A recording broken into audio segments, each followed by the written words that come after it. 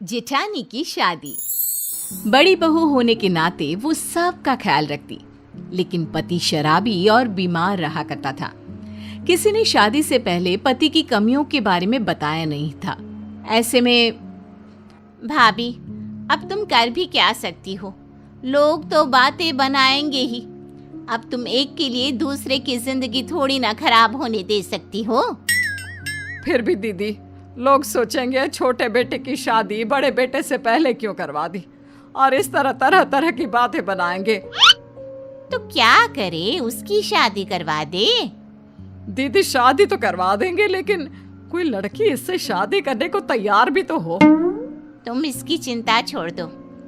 क्या तुम इसकी शादी करवाना चाहती हो तो मैं लड़की ढूंढना शुरू करूं?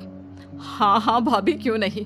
अगर आपकी नजर में कोई लड़की हो तो बताओ, जो मेरे इस निकम्मे बेटे से शादी कर ले।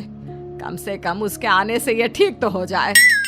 कुछ दिनों बाद देखो तो कैसी है ये लड़की। गरीब घर की है, लेकिन सोना है सोना। अरे दिखने में सुंदर और घर के काम में तो जैसे सर्वगुण संपन्न। बुआ जी है तो बहुत सुंदर, लेकिन ये बच्ची लग रही है। हमारे जेठ जी की तो अच्छी खासी उम्र है, माना शादी नहीं हो पाई, लेकिन उम्र थोड़ी ना रुकती है। अरे बच्ची है तो बच्ची जैसी ही लगेगी ना। तुमसे 5 साल छोटी है, लेकिन सुंदर और संस्कारी है।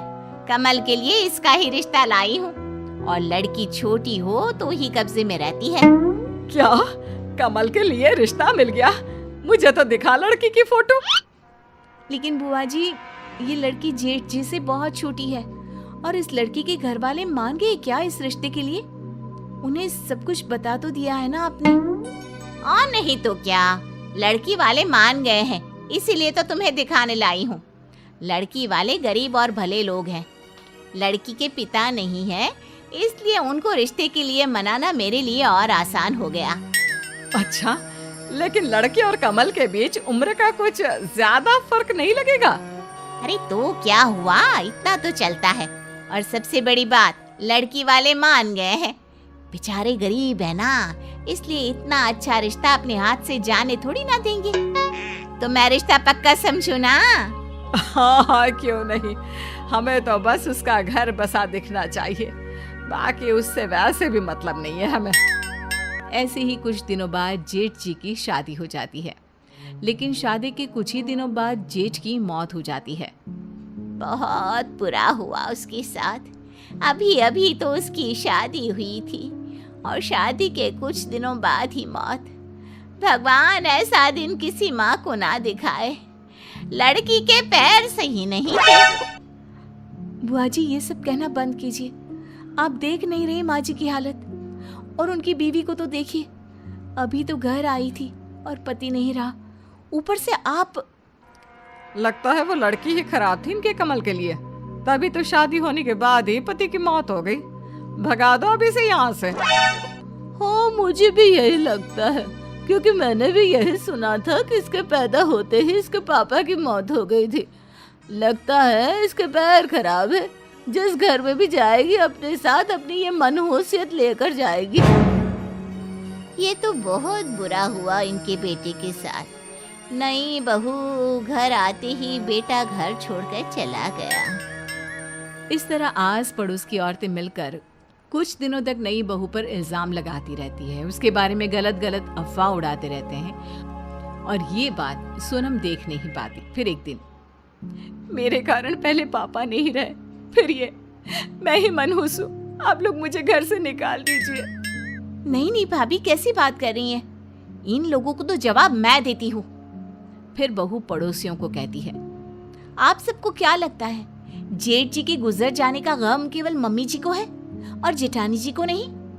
वो उनके भी पति थे, जिसके साथ कुछ समय पहले ही इनकी शादी हुई थी, और शादी के कुछ समय बाद ये सब हो गया, और आप सबको लगता है कि उन्हें कोई दुख नहीं हो रहा? अरे उनके लिए तो ये सबसे बड़ा दुख है। बहू, ये क्या बोल रही है? चुप रह। मोहल्ला है ये, हमारा समाज है। समाज ही तो है ना माँ जी, किसी भी हाल में खुश नहीं रहने देगा ये। मम्मी जी, आप इन लोगों को चुप रहने के लिए क्यों नहीं बोल रही? आप देख नहीं रही ये जेठानी जी के बारे में क्या क्या बोल रहे हैं? इनको लगता है कि जेठ जी की मौत जेठानी जी की वजह से हुई है। ऐसा तो नहीं है माँ जी।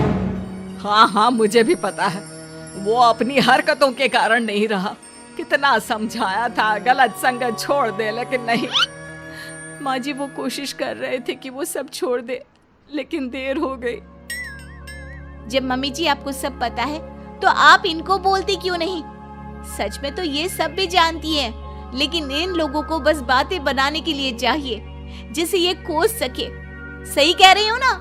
आप सभी जानते हो जेठ जी की मौत उनके खुद की वजह से हुई है, उनके शराब पीने की वजह से।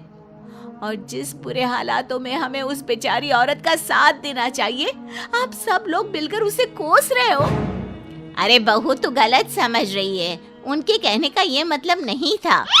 और बुआ जी आप ही तो ये रिश्ता लेकर आई थी ना, आपने भी कुछ नहीं बोला। वो बेचारी लड़की जिसके पति की मौत अभी अभी हुई है, आप सभी लोग उसे हिम्मत देने के बजाय उसे कोस रहे हैं। अरे उस लड़की की तो पूरी जिंदगी बर्बाद हो गई है। उसे अपनी पूरी जिंदगी एक शराबी की विधवा बनकर गुजारनी पड़ेगी। सोचिए इस वक्त उस पर क्या गुजर रही होगी। जिस उम्र में उसे घूमना फिरना चाहिए, अपने जिंदगी को खोलकर जीना चाहिए, उस उम्र में वो एक विधवा बनकर काटेगी। और ऊपर से उसे ये भी सुनना पड़ेगा कि वो विधवा खुद की वजह से हुई है। ये सब है आप लोगों की सोच। शर्म आती है मुझे आप सब पर। तभी एक पड़ोसन बोल पड़ती है, तू तो बड़ी वकील बन रही है ना, तो करवा दे जेठानी की शादी। अरे कैसी बात कर रही हो, दूसरी शादी, वो भी बहू की? अरे हम ना करा पाएंगे, रहे इसी घर में, बनाए भी खिलाए भी। नहीं नहीं भाभी, अब ये पाप हम नहीं करेंगे। अरे ठीक ही तो बोल रही है छोटी बहू, हमने शादी कराई थी वो भी सब जानने समझने के बाद। हम अब बड़ी के लिए रिश्ता लेकर आएंगे। आखिर उसकी माँ ने मुझ पर भरोसा किया था, मैं अपना फर्ज निभाऊंगी। ये हुई ना बात। और अब हम करेंगे सारा खर्चा जेठानी जी की शादी का। हाँ सही बात है बहू, हमने इसके साथ धोखा किया। जिस बेटे को हम नहीं संभाल पा रहे थे, उसे इस बच्ची के हवाले कर दिया। बहू की ये बात सुनकर सभी बड़ी बहू से माफी मांगते हैं और सास और देवरानी मिलकर अपनी जेठानी की दूसरी शादी करवाते हैं।